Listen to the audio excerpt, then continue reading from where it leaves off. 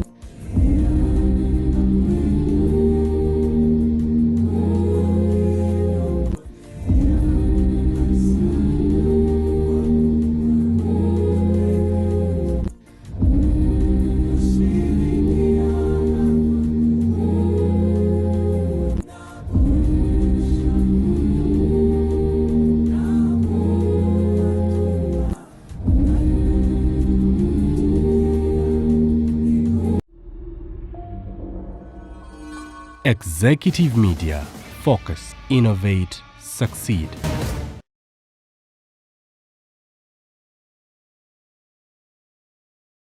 Kugeya. Oyo no musomesa wange mukimanyi nti no omukulu Zambali Blasio Mukasa teacher. Wabaga nti lwe lecture wange wa radio presentation. Ogambye ki? Iye. Musomesa wange nkyali kaana kati bwe gamba bagana. Era musomesa wompera ye ekyekumi.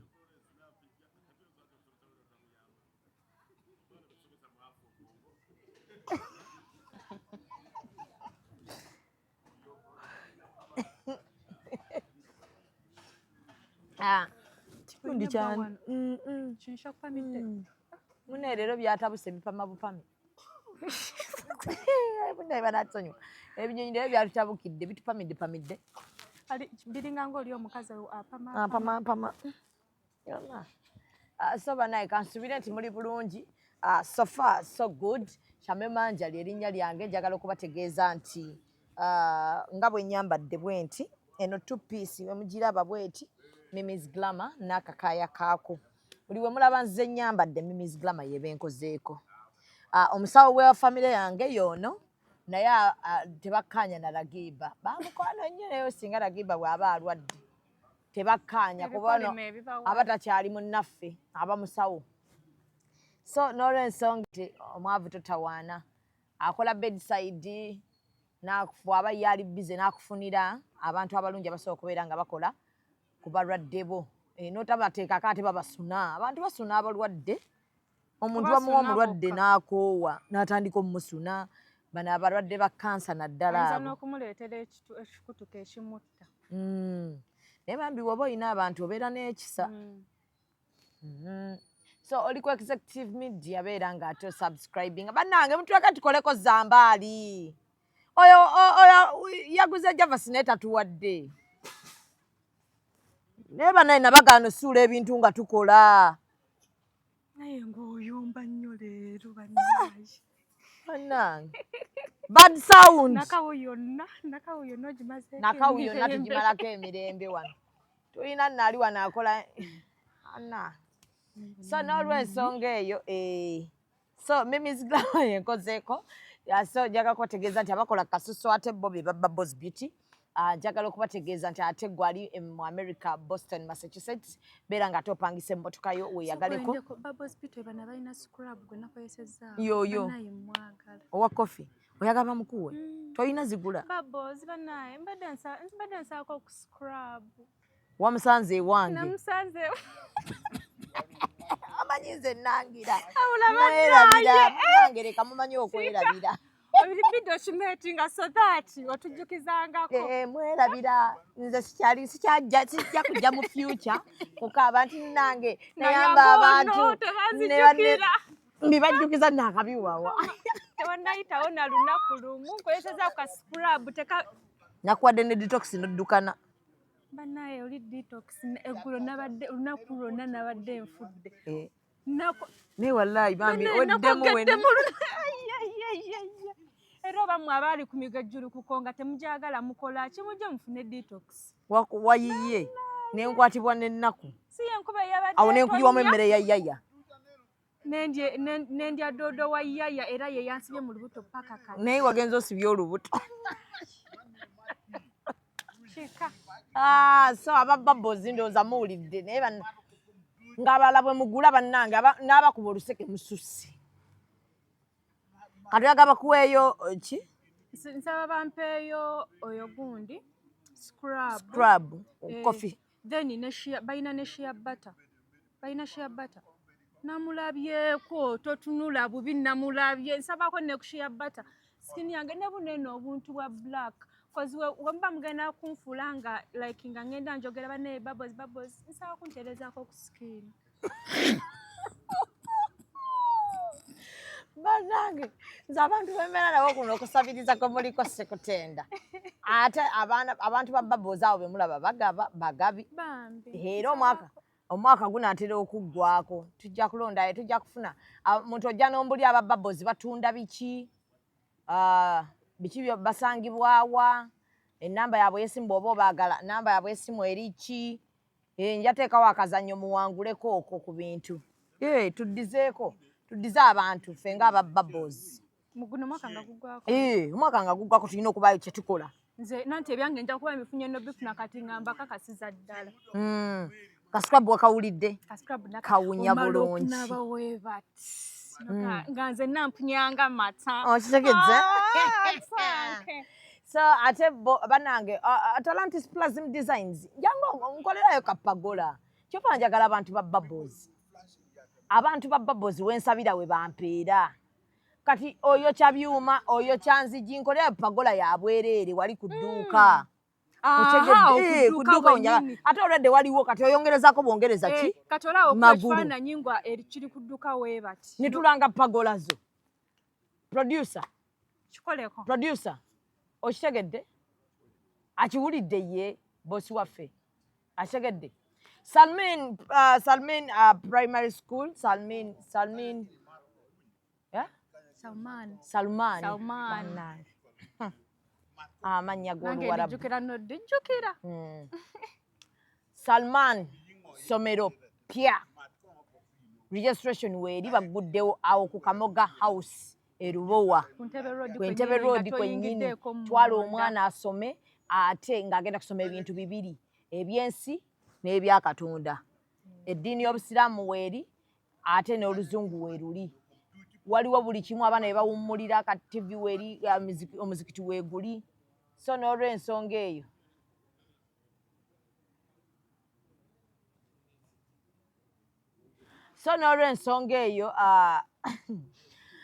tugenda kubeera mugende ng'ate Lubowa awo ku Kamoga House ku floor Kamoga properties kati Kamoga House kati wansi wo registeringira yes kati ate bo Kamoga properties bo bali ku floor ey'okumeka ey'okubiri so beera ng'ate tobeera na mwana wakati weeraliikirira beera ng'otwala omwana genda mu registering naddala mu abasula ku Entebbe Road dekke yamu abataagala kulekera abaana bakozi mubeere ng'ate mubatwala ku n'abalekera abaana baganda baabwe ne babaliisa bbi beera ng'omwana omutwala ku Salman ng'omugjayo lwaggulo so ani gwe tuleseeyo mandamanda oli etya brother mandamanda express cargo akutikkira ebintu n'abijja ettaki n'abikuleetya wano ku butaka kati nga lwaki obonaabona okunoonya visa lwaki obonaabona okunoonya visa y'ettaki ane bw'oba ogifunye n'ogendayo ttaki munene bakutambuza abamandamanda express ne bakulambuza babeera ne bakulambuza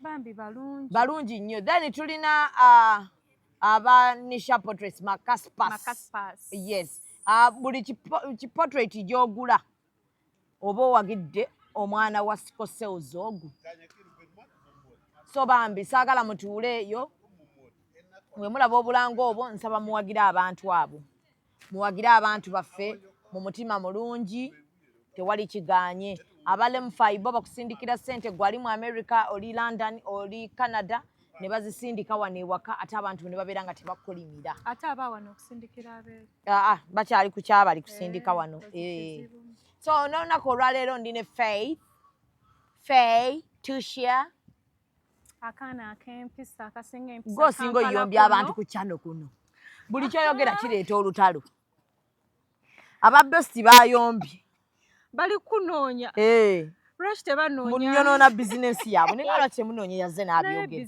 ekyabananze tebantiisatiisa saagala kunkangakanga mpeza niyagamba kati Museveni president yinze ne wamange tokangakanga olunaku olwaleero ndi ne Faye era bannange mwongere okuleeta obulanga ate tulabe nga bizinesi zeeyongera tukolere eddala Faye ali wano olunaku olwali tugenda kwogera ku abortion era mugenda nnyiiga naye simanyi nze Faye aŋŋamba leero ngenda kwogera ku kino bannange ne mugamba okay ate byayogedde bibalabudde lwakuba mweyombesa mwefuulafuula abayomba kyokka bye bibalabula bayithawe waliwo abankootinga obubi waliwo abagamba mbu engeri gye naleetamu ekintu kya besti mbu nakireetanga oba ali mu kukola akalango oba asanyuse but tekaali kalango kaali kakulabula baana ba buwala nakugezaako okubalaganga ababikola wano waliwo n'akedde okumpeereza mu message naŋŋamba Faye yalimbye yo gwe mbadde nkugamba yagaye mbu walimbye bo basasula 3 VIP mbu mutwalo ordinary naye mbu nno eri gundi gye wagambye Wilibalo mbu Wilibalo bagikwerako egy'esatu Wilibalo ya kyesatu nze kati nabadde ngambye n'ebiri eyagambye kyesatu VIP ate munnaye waliwo ne gwenna bannaye bwe mbasanga temuntuzanga mu katebe waliwo gwe nasanze nantuuza mu katebe naŋŋamba kati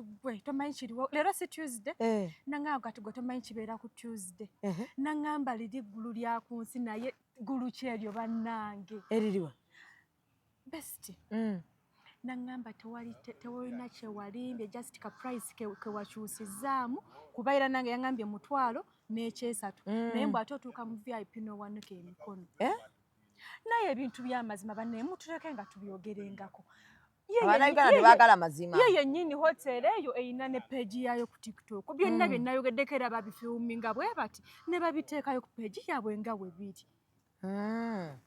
so tewali kati twakoze kabi kimulekerawo tutiisatiisa so olunaku olwaleero agenda kwogera ku abortion naye twaggiddwa bwabula nze gambye twaggiddwa abaana ne bakitaabwe kuba bannaye tuli ku kiwano sikitegeera naye omwenge mubi sokwenda okubadde amanyi mulwadde simanyi nze nsala kati lwaki osala ekigambo Simanyi. Amazzi anywa akacupa gonna gayiika wansi. Bambi. Kyaka mulwadde bambi. Gwe kakati abortion leero omutandise otya? Manyi saala nnyo kubeera nga nkontributinga ku mboozi zo bagamba nze nzikuwa. Yogera mukwano. Leero agenda kwogera ku abortion. Abortion mu lulimi Oluganda bayita olulimi kujjamu embuto. Kwe kujjamu olubuto. Tekikkirizibwa mu ddiini. Waliwo abortion ekkirizibwa. Waliwo n'abortion etakkirizibwa. Yes. Yeeyo unsafe abortion yeeyo etakkirizibwa ne wabeerayo ne safe abortion ekkirizibwa recommended by doctors. Ate doctor akuliko yennyini gynecologist watuukira n'agamba nti no kati luno olubuto we lutuuse lugenda kukutta. Tulugyemu. Kati yeeyo safe abortion. Nga doctor yasazeewo era n'okonsetinga omala nakuwandiika.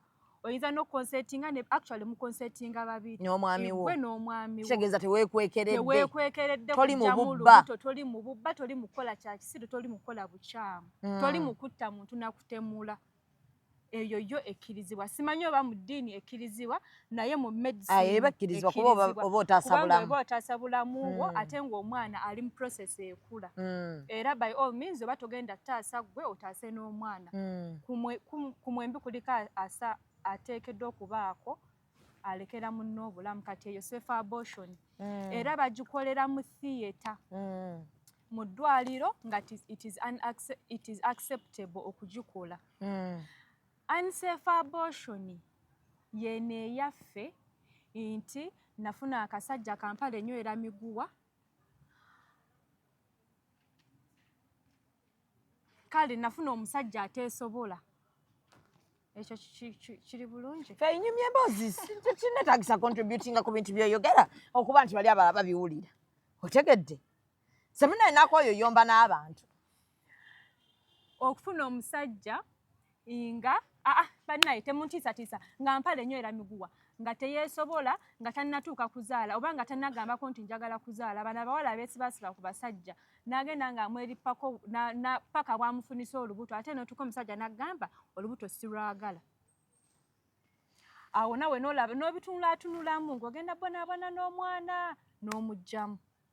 Kati eyo abortion eba ya mu bubba. Okwo kujjamu olubuto kuba kwa mu bubba. Naye waliwo n'abasajja abagamba obugambi omuwala ng'abadde beeyagala biki omwana afuna olubuto n'amugala luggyeemu saagala lubuto. Okwo kuba kwagala. Okwo tekuba kwagala. Tosobola kuba ng'oyagala omuntu nga buli kimu kyonna okibalidde ku ye nga mugenda nakusetolinga n'ogamba nti nno n'ogamba omuwala nti jjamu olubuto. Tekisoboka. Awo omusajja akugamba nti kati jjamu olubuto mukwana aba kukozesa bukozesa. Naye ate waliwo n'abawala abagisaamu embuto akajanja. Bebaliwa. Beba n'abawala ng'omusajja tannagambako otuukidde omusajja n'omugamba hani ndi lubuto. Tannagambako nti nno jjamu olwo olubuto. Okitegeera? Tannagambako nti nno sirina busobozi bugenda labirira mwana. Naye ava mu bbanga n'anyiigako kati ni bwe kati. Kino eky'okugyamu olubuto akikola kulumya musajja. Naye tamanyi nti nno naye ki ali mu kwerumizaamu. Tamanyi naye ali mu kwetokyaringa ku kiri ekikolimu okumusigalako nti najjamu olubuto koza abortion kikolimu. Tekikkirizibwa mu ddiini. Naawe gwe ng'omuntu obeera mussi. Oba mutemu. Naye waliwo abamu abagamba nti olubuto lwe tetunnaweza myezi 4 oba myezi 3 oba tetunnatandika kufoominga. Ye bannaaye oba tetunnatandika kufoominga nti ogwo guba musaayi era bajjayo musaayi taba mwana.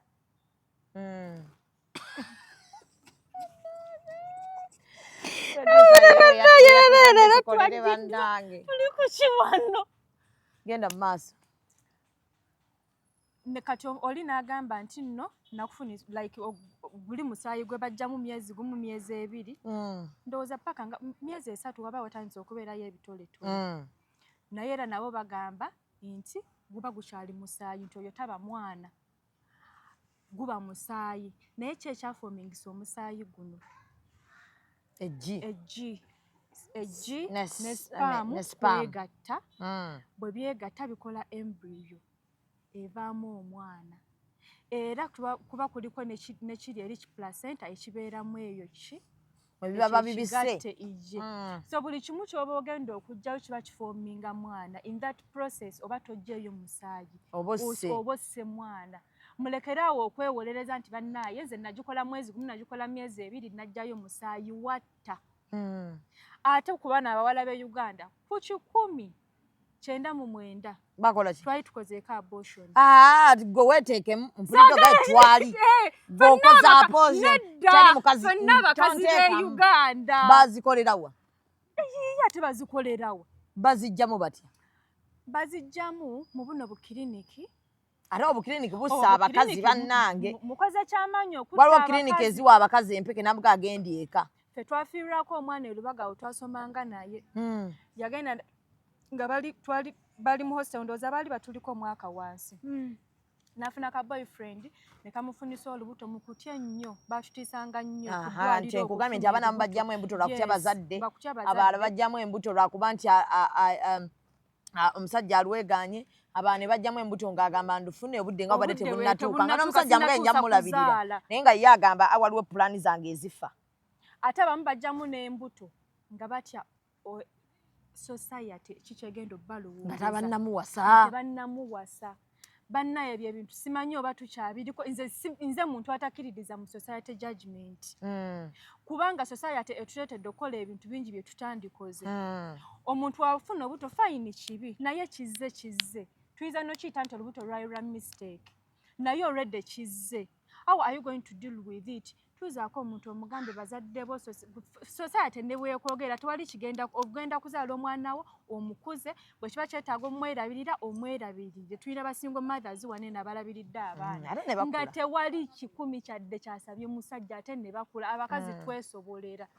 mbadde nja kunyumiza oyo omwana bwe yajjamu olubuto bwe yagenda yafuna zino empeke zibakulamu simanyi pharmacies lwaki zitunda ezo empeke misoprostol Pharmacies zitundira ddala mukwano kubanga empeke tezikkirizibwa kutundibwa nga toyina prescription ate prescription like kyova ngambye ko ate nga toyina bbaluwa ate kizibu nnyo dokita okuwandiikira ebbaluwa negamba genda ogula eno empeke kuba naye abeera amanyi okimanyi waliwo eddwaliro awo nakulabya ogendawo omuntu wagendawo n'abagamba tewali kyaka ku bantu abali bajjamu muto tewali atamanyi nankulabyawo mukwano ate kati nze nagenda njimanyirwa kuba najjamu kati njimanyirwa kuba nti nkola research nanti gwe okola research naye era abasinga bagiŋŋamba nti nno bashereb ate tekwatwako eddwaliro tewali atalimanyi nti likola gundi unsafe abortions naye ate era niwo ne waliwo amalwaliro agalina license yes Maristops eyina license yes naye waliwo clinic ezimu nga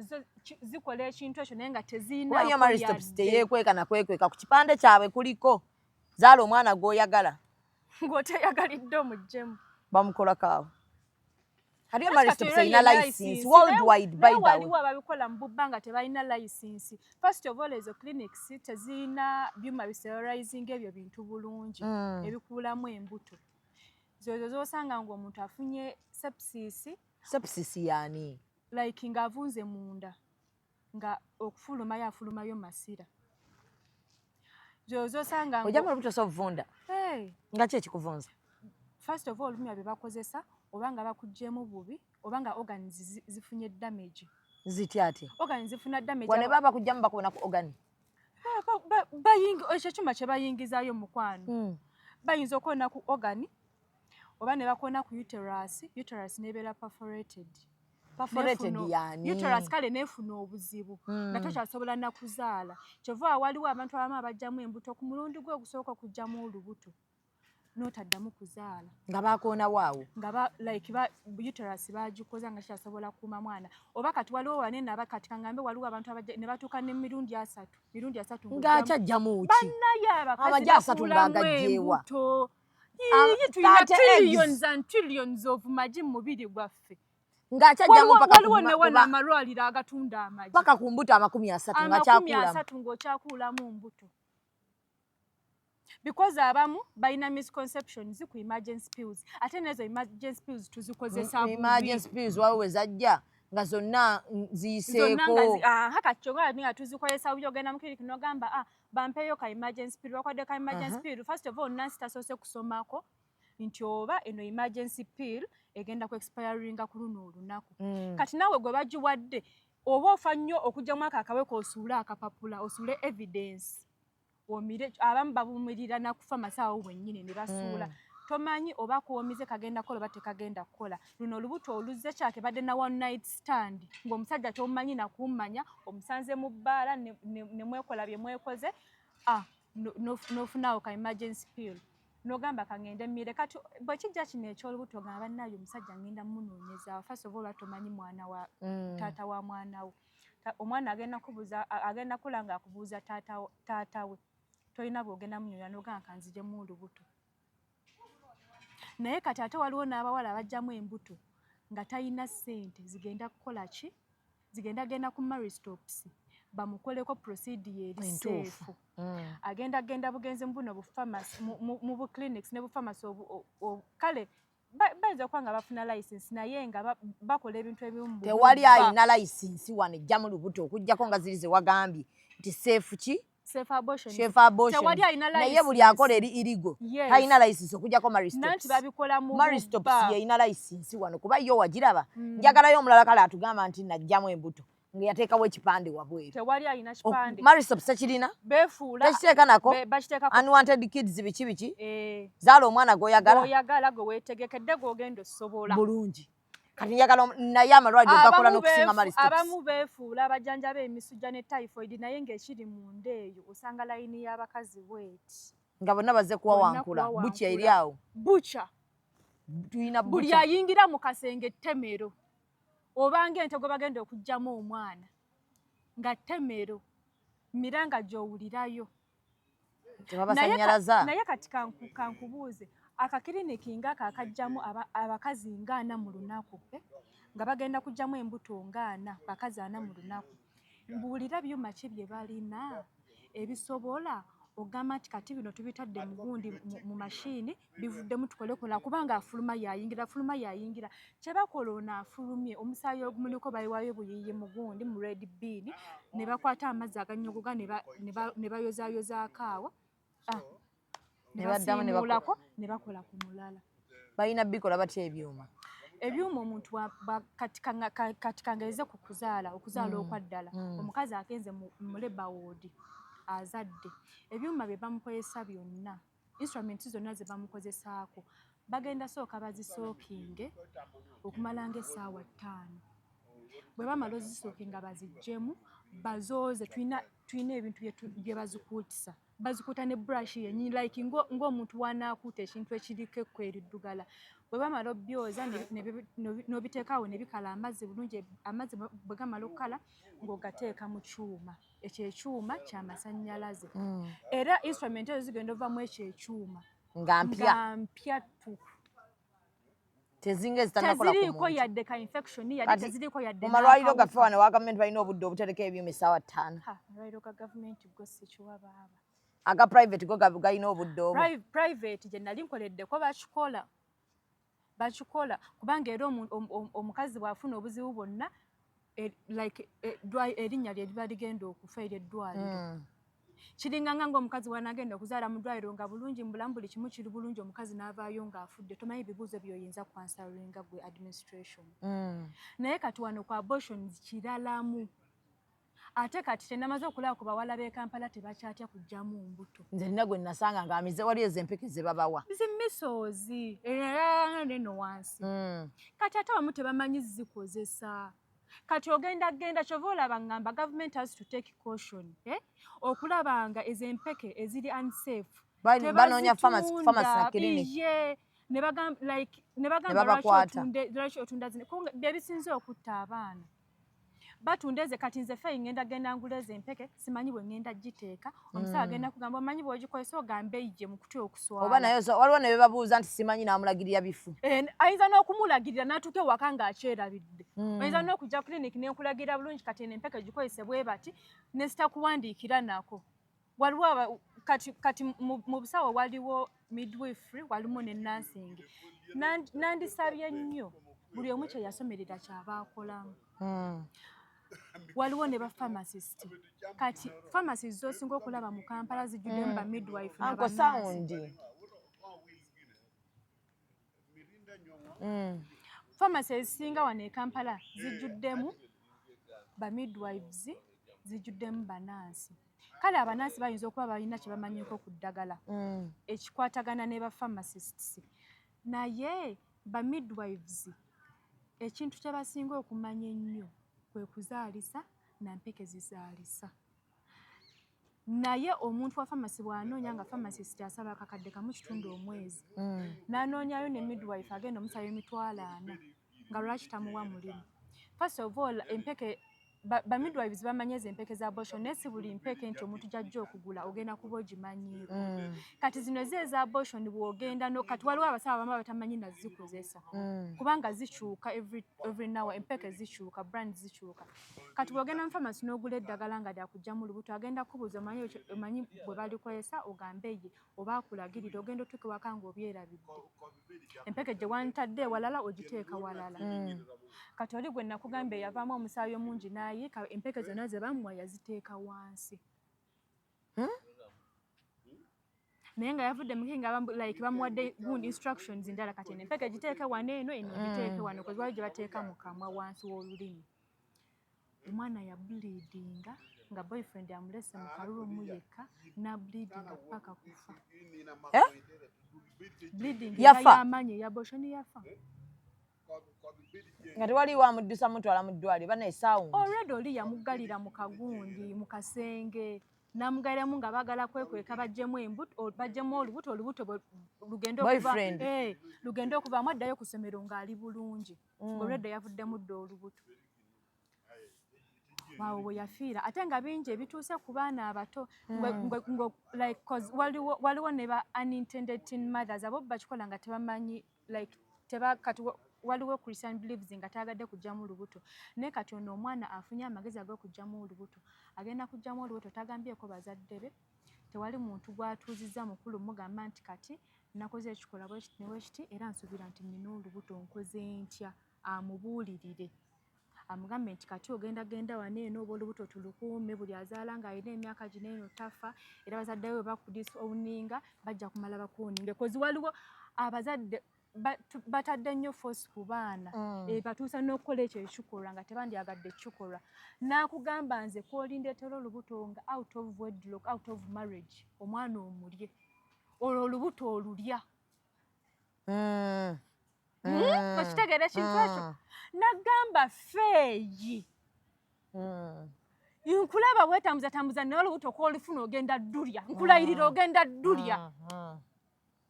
Okitegeera ekintu ekyo? Nkitegeera. Abo abazadde bane tutadde nnyo obusungu ku baana. Manyi ebya family biba bya family. Nga simanyi nti ne wano birijja. Tutadde nnyo obusungu ku baana. First, omwana mutuuze omubulire ogambe in case. Kati kankugambye mama wange omulungi. First of all, omwana mbuulire omugambe in case ofunye olubuto nga tolweyagalidde ebintu bibeerawo. Mistakes zijja n'ofuna olubuto. Bwe baba bakutte first of all sobola okyandulinga naye bw'oba weeyagalidde ng'ofunye olubuto jangu tulabe engeri gye tusolvingamu ebintu ozaale oyo omwana. Oba waakululya. Wadda kyenjagala ogambe kuba embuto ze waakandiisa wano eno waakandiisa embuto nga 15.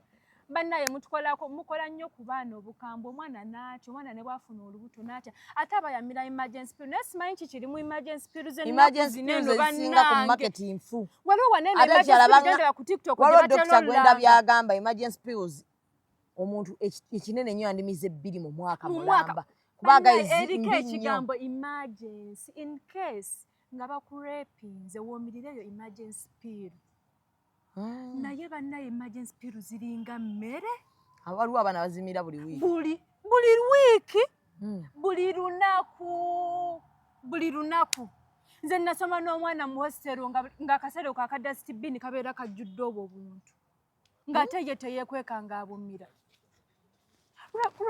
Lwakiri bw'oba nga dokita alaze nti mbi zitamparinga ne hormones zitamparinga ne gundi reproduction system ey'omuntu.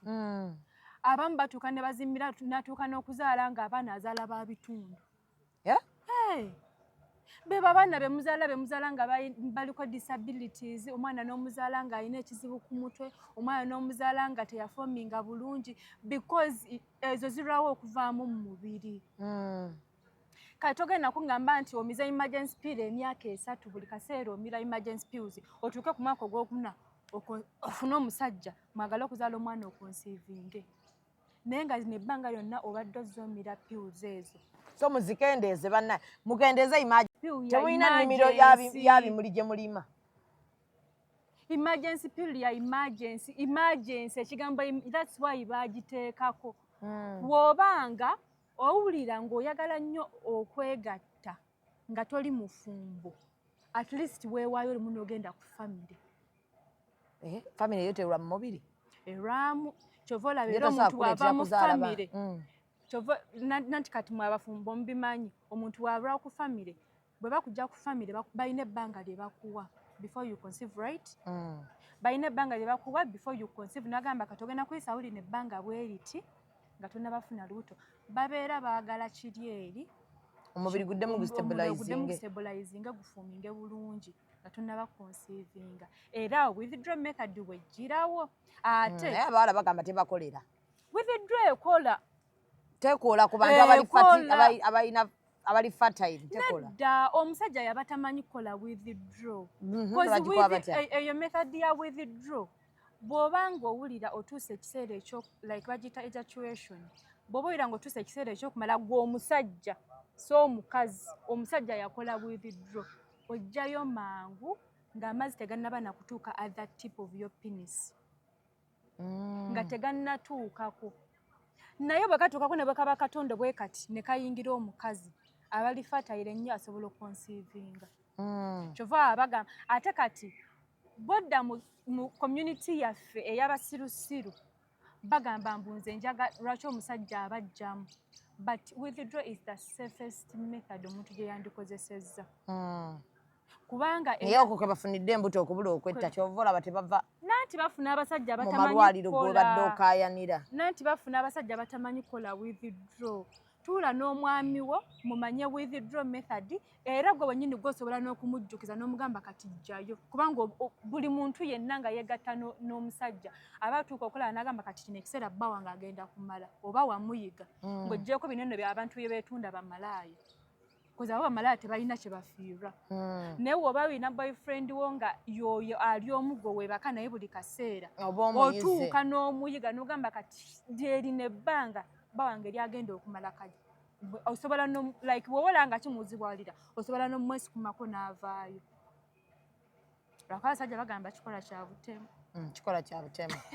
Oba omutemudde ng'otemudde eggwanga lyonna ng'olimaze. Gwanga kinaawe. Oyinza omutta. Nedda tayinza kufa. Eyo just a gundi conception nti waba afa kigali eri mazzi gagenda muvaamu addemu alindeko akabanga bw'aba akyayagala akomewo. Mpazi nga nkooye nsaa nga taya kuneeko nga nkooye bwe nkowamba nkooye. Naye withdraw method oba safe days. Kati ezo safe days abantu z'abalema. Safe days abantu z'abalema. Waliwo app obukolera ddala obulungi. Ate ezo app tezise bantu wowe. Nedda ezo app kati kankuleko bawateekamu gundi nfu. Waliwo ne gye bayita flow ekola. Ekolera ddala flow ekola. Eyo ginsomeseko baba. Flow oyina teekamu buli kintu kye bakusaba making sure oteekamu kiri accurate. Diro genda mpizi, diro ovaamu, omalamu bbanga ki, omwaka go, amannya g'amatuufu na buli kimu. Kati ekyo kye njogedde ekya safe days kati okimanyi nti eyo flow ekola omanyi safe days zo. Ebyo byonna nga wobiŋŋambye naye kati abantu tebamanyi safe days zaabwe. Anti kati yo flow kyekkolera ekubalira nekugamba these are your safe days now you're okay to flow yekubalira safe days. Okusinziira ku information gye wagiwa. Nanti gojiwa information. Nanti nze njiwa nenjigamba kati yo bw'oteekamu guno omwezi bakubuuza gwani amannya go nti feeyi. Nti ngendamu ennaku z'omwezi 18. Nagenda mu 18 ovaamu ddi? Nti nvaamu 2. Vaamu 2. Kitegeeza omalamu ennaku mmeka? Ennaku 3. Oba byonna byonna n'obiteekawo. Bakubuuza olinamu side effects zonna. Bw'oba ogirinamu n'oteekamu. Bw'oba olinamu side effects yonna ng'oli mu piizi. nakyo n'okiteekamu okitegedde oba ofuna pain waliwo abantu abafuna pain oba ofuna pain era n'obiteekamu then ne bakubuuza amannya go date of birth okitegedde ebintu bina nabyo n'obiteekamu baba bamonitoringa myaka ne batandika okumonitoringa fule ekolera ddala nze nkubuuli ekola okujjako nga bawa information info oba omuntu ali ku family teyandikozesezza ate flow ye tatawaana kubanga abantu abali ku family periods zaabwe olumu zikyuka ziba mbi nti hormones ziba zakyuse nti ayinza okugendamu n'amalamu ewiiki ayinza okugendamu ng'ate yawandiikamu ennaku 3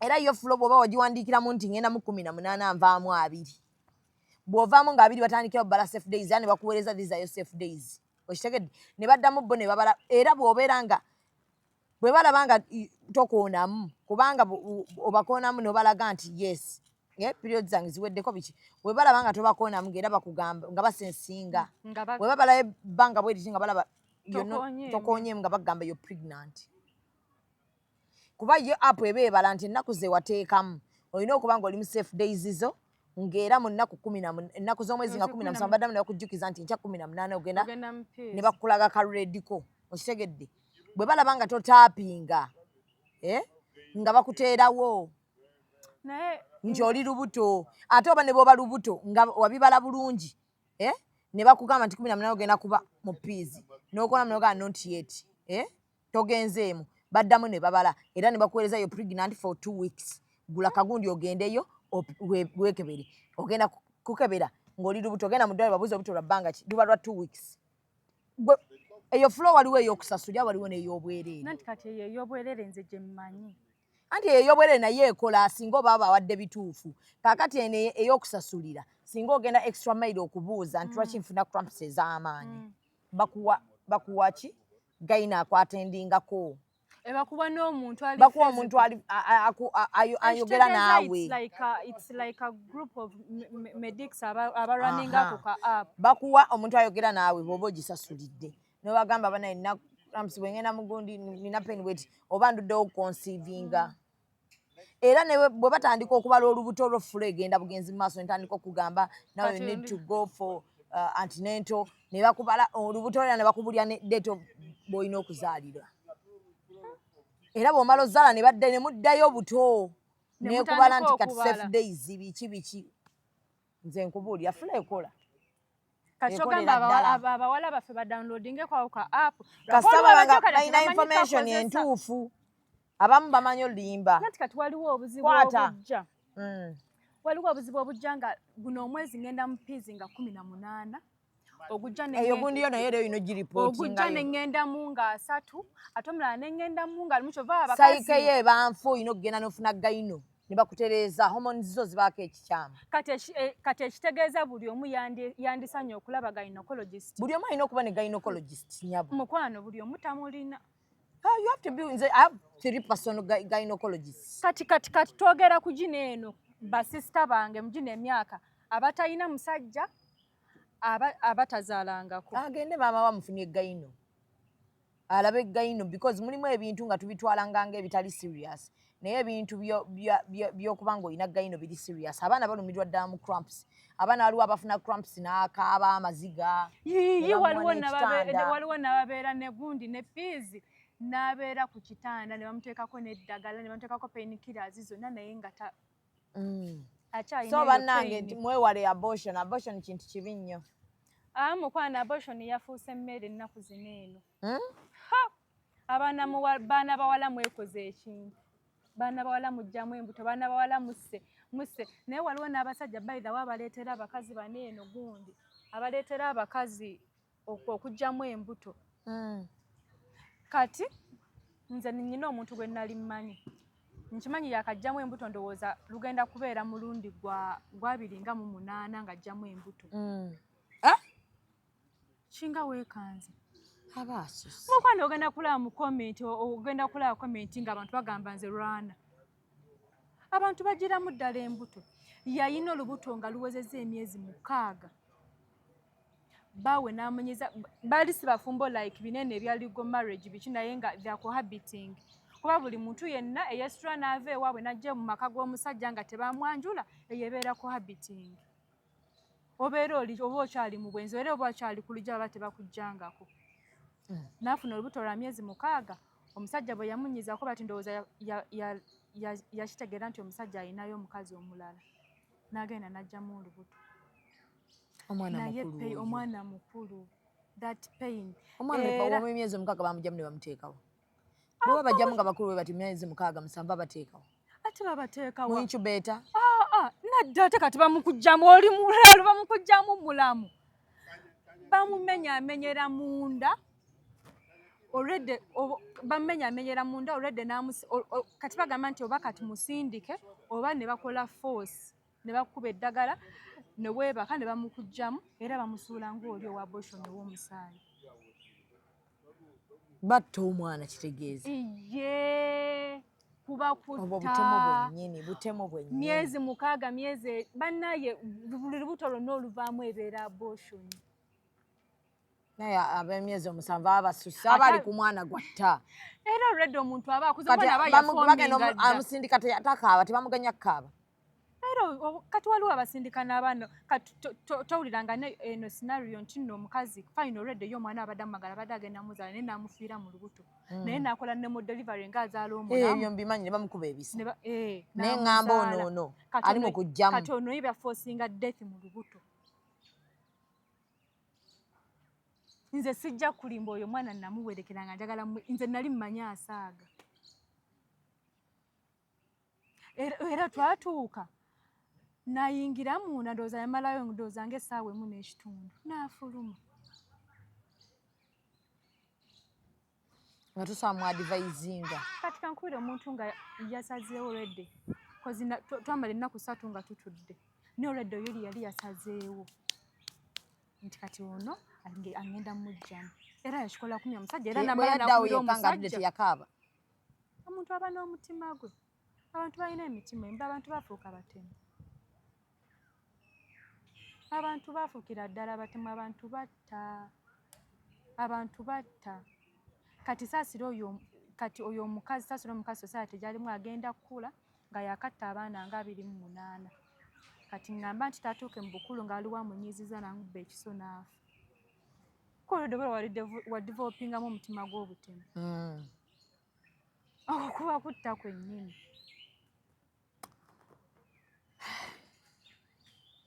Byantiisa n'ebyo ebihappeninga e Uganda wano eno ate kati kyaka abantu abagala tubyogereko bwe tubyogerako nga bagamba bisimanya nga twogera ebyekisiru bisimanya nga tuli mu naye nga birungi baidha kati waliwo abajjamu embuto n'empeke ezo kibi nnyo nawulira kibi nnyo singa oba toli mu kukola safe abortion kubanga safe abortion ne baba bakuwadde empeke dokita akuwa ennamba ye.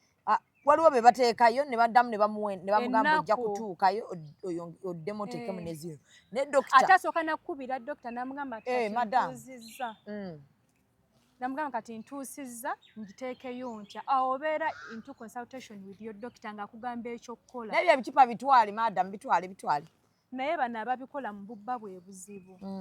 Ate nze nkyakikkaatiriza n'abazadde mulekeraawo okubeera ennyo okuteeka obusungu ennyo ku baana. Simanyi buli lwaki bwe nkyogerako. Buli muzadde ateeka obusungu ku mwana omwana atuuka ne yeekyawa n'agamba bannaye nze madamu mulaga wa tugenda kukola zino saa ziri mmeka zo ze mutuuka.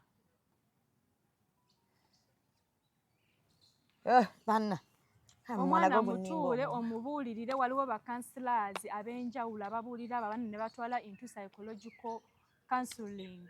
Omwana n'akula n'olubuto waliwo ne groups wane ne organizations ezirabirira abo abaana abazaala batanneetuuka myaka. Young mothers waliwo ne general besimanya nga unintended biki naye babatwalayo omwana ne bamulabirira bulungi ne bamugamba nti kati ogenda kukola kino ne bamubwira n'engeri gy'asobola oyonsaamu omwana n'akula wadde abeera n'obwongo. Waliwo abaana abazaala nga balina emyaka 13 waliwo abaana abazaala nga balina emyaka 14. That's a very young age. Omwana alina nakubeera mu primary naye ng'azadde kati oyo omwana ogenda mu mentoring otya okuva ng'azadde ng'ayonsa okutuuka ezo milestones z'omwana azayitamu because they are milestones. ogenda zimbuulirira otya omuzadde aba yakowadde omwana mubatwale mu organization mubateekeyo eri. Okimanyi nti waliyo be bazirisa nga babajjamu embuto abalinamu kasente kaabwe ne bamuzirisa. Ate okimanyi waliwo n'abakazi kale saagala kayita kajanja waliwo n'abakazi abakola akajanja nga yetagala kufiiringa mu kapeyini yadde naaku sente eba sente teri mwava agendayo ng'agenda kufiiringa sokolindeko eba sente ne bakusala. Okusala ki? Waliwo abamu abeesabira siza okuzaala iye bali manyi ogamba abortion teri gwe basala ku abortion. badde manyi tuzeeyo mugundi mu delivery. Tetunatuuka mu delivery. Delivery ojja mutunnyonnyola kugambye waliwo be bazikiza mu abortion ne bamuzikiza. Peyini ebeera y'amaanyi. Oli ne bamuzikiza gasasudde sente ze abo nno be bali mu 1 point. So kwende kwaliwo abortion ya 1.52M. Ng'oli bwe nakulabya asaba mitwalo 2. Anti mubbi ebintu byakola biri irigo.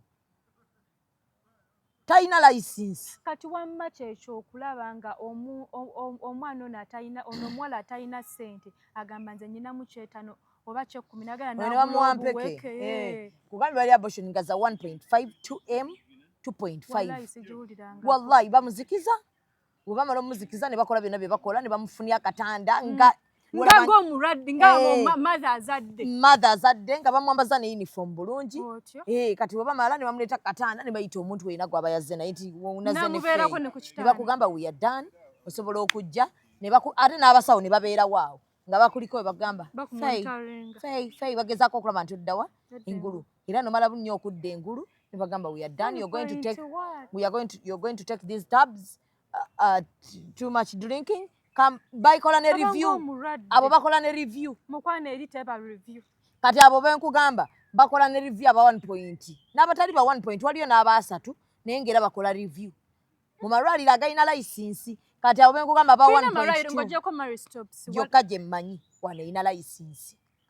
Kati ekitegeeza tewali ddwaliro ddala ng'okuggyako ganaga gavumenti n'aga private gavumenti oyinza ogendayo nga ogenda kukola unsafe abortion ne bakukkiriza bayinza tebasobola era abakikoze era naye abayirigo safe abortion malwaliro ga gavumenti ebeera safe amalwaliro ga gavumenti gayonooneka bayinza n'okuba nga bazikolerayo. Anti kati era bw'akikola n'afune omuntu n'afuna ekizibu oba n'afiirayo lw'ategeera nti bulijjo kyakola kiri irigo naye maristops beegendereza okitegedde kandi nga ye abakubira akalango. Nange bwe mpuliranga kuba twatandise interview abula bakuyite bakusasule kubanga abamaristops munsasule.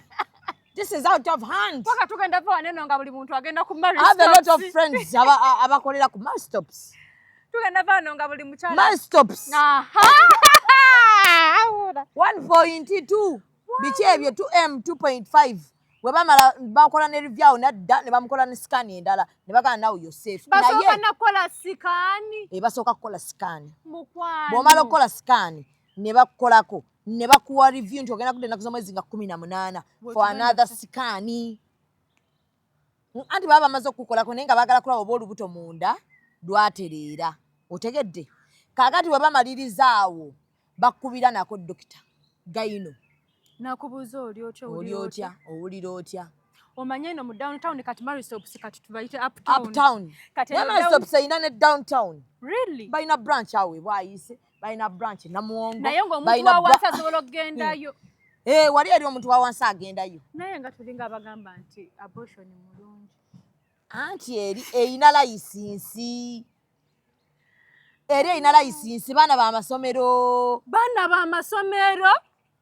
Ate omwana w'essomero baba tebaagadde muzadde we nga tayagadde mwana wa myaka 13 yagenze ne bamutunuza mu mbuga za sitaani baana bareepingiddwa. Eyo rape yo ekola ku baana bareepingiddwa bano baana ba defilement abo. Ate kati ate bwemala neku advisinga naddala bw'oba oli muzadde. Family planning. Baba tebaagala ava ku mwana ngamba omukazi omukulu singa omukazi omukulu aba agendayo. Olugendayo omulundi gwe bamala nga baku advisinga genda ku family planning because what you're doing is not good. Era bakigamba nti kyokola si kirungi genda kuki when you're ready ojja kudda ove kuki kweyo family planning era tuku advising what you do after family planning. We are shooting, yeah? This is professional. kati kambuuze omwana ow'13 ow'essomero kangambe student ofunye olubuto toyagala bazadde bo bamanye osobola ogenda ase ebyo mbu twagala bazadde bo bamanye olina okujja n'omuzadde kati omuzadde alina okuba nga akonsentinze kyembadde njogerako omwana bw'afuna obuto nga tayagala muzadde amanye by all means kati olwo aba tagenda gendamu ebyo ziri professional agenda downtown bamuwa obuweke afa bleeding okimanyi waliwo ne cases ne bakugjamu olubuto ne lugaaniramu maama by the way nina mukwano gwange waliwo doctor yafana n'aluzaala naye nga yagamba lwakulukutako iye obleedinga na bulungi naye nga teruvudde abasajja bagatejja ewaffe tebajjaamu obuto waliwo n'abasajja nawo n'abalina ejjadu nga bwakufundisa obuto waabwe tebalugjamu si kirungi kujjamu lubuto bannange oyinza okugiramu awo pulezidenti oba n'ojjamu omuntu agenda okujja mu kika kyammwe obwavu bwonna n'oyiwa obugagga Zubedah awo kati ani yandisanyusiza eggwanga otegedde abortion is not good naye nekyaba nekiswaza ne bakabikanga bagamba yabadde ajjamu lubuto bayizawo omuntu afa naye era omulambo gwo guswala omulambo gwo gusa waliwo ebintu waneeno nga bw'ofa kikuswaza ogamba nti omufu wange yafudde kino kiva abantu bahayidinga ne bagamba nti bambi yafudde kino naye nga yabadde afudde kimu kirala waliwo awo dokita gwe mmanyi Emmengo si Mmengo ku ddwaliro yalina kakliniki waneeno Emmengo yafa mwogeddeko kubanga yafa naawe omumanyi tamumanyi yafa bambi yafa ndowooza like 2 years back naye mu kujjamu embuto yali akwata bendera esooka wenankulaba eyasooka Emmengo ye yatedde kwata w'Emmengo yafa nze nkulaba obambira abantu bambi ye w'Emmengo yafa naye yajjamuko omuntu olubuto ne lugaaniramu yasooka n'alugjamu nga twasoose kukola sikaani bwe yalugjamu n'amala ndowooza emyezi 2 obuto nga lukyalimu n'agenda n'oddayo ng'olubuto lumu namugamba olubuto lumawo kati we bajjukira okukola sikaani bagikola ku mulundi gwa 2 bagenda okuddamu okukola sikaani ng'olubuto lukuze luli myezi 4 ne baddamu ne balugjamu anange so byebyo buli muntu yenna aliyo ng'olowooza kirowoozo kikola si kirungi ate bw'oba olemeddeko ng'owulira emputtu nga ne Katonda omweganye genda awantu ewatuufu ino bakatiza bategeere bw'oba olemeddeko nga ne Katonda omweganye ng'eddiini ogivuddemu ng'owulira yakutta ku muntu ng'olwoyagala nga ku mateeka 10 etteeka lyokka lye wali osigazzaako tottanga nalyo oyagala ddijjako nalyo genda olimalirizeeyo naye genda ewatuufu then kyakubiri abantu abakyala this is an advice to you according to many gynecologists nti balina abakyala be bagamba ono omwana bw'omuzaala agenda kukubonyaabonya okusinziira bwe tumulaba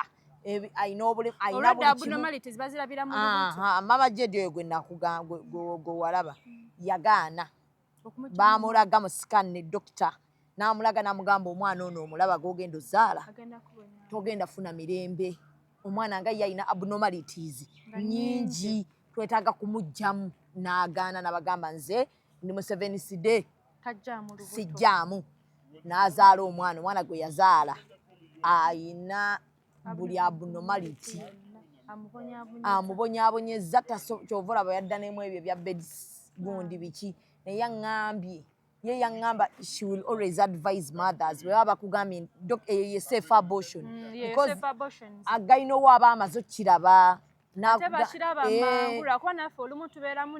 ate ekirala banaye mugende ku antinento tolina bw'ogenda kumanya nti omwana gw'olina ayina abnormalities bannaye abakazi mumire folic tujja byogerako ebyo tujja byogerako mbabuulire lwaki mulina okumira folic because one day can become a doctor. I know, right? Dr. Zubedah. Yes, because of them consultants have faced problems of not taking folic.